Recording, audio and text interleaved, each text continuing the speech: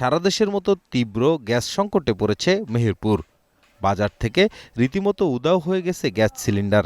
এতে রান্নার চুলা জ্বালাতে হিমশিম খাচ্ছে গৃহিণীরা। গ্যাসের দাম যেভাবে বৃদ্ধি পাইছে, আমরা কিভাবে গ্যাস ব্যবহার করব? সরকারের উচিত এটা দামটা দেখে আরো কমানো।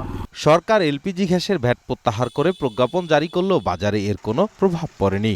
খুচরা পর্যায়ে 12 কেজি সিলিন্ডার 1600 থেকে 1800 টাকায় কিনতে হচ্ছে বলে জানিয়েছে ক্রেতারা। চাই যে গ্যাসের দাম কমুক, তাহলে আমরা গ্যাস ব্যবহার করতে পারবো। টাঙ্গাইলের ঘাটাইলে এলপিজি সরবরাহ কমে যাওয়ায় অধিকাংশ দোকানেই মিলছে না গ্যাস সিলিন্ডার। কোথাও কোথাও পাওয়া গেলেও গুনতে হচ্ছে প্রায় দ্বিগুণ দাম। এতে বিপাকে পড়েছেন সীমিত আয়ের মানুষ। সিলিন্ডার না মেলায় ক্রেতারা ফিরছেন খালি হাতে।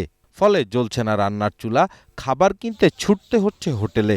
আসলে আমরা খুচরা ব্যবসায়ী, আমরা ডিলারদের সাথে গ্যাস কিনি।